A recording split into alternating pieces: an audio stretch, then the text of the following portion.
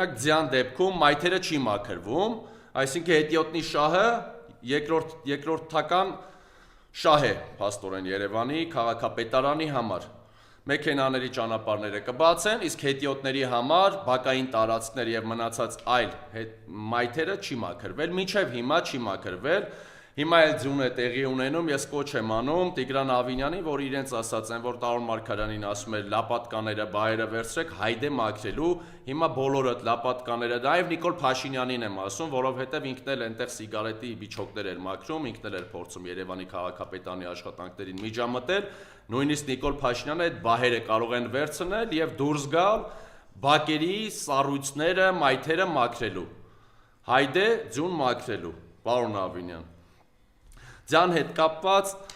կասեմ այսքանը Երևանի քաղաքապետարանը չի կարողացել մինչ այս պահը ոչ միայն ձյան, այլև բոլոր աշխատանքներում էլ ինքը չի կարողանում արդյունավետ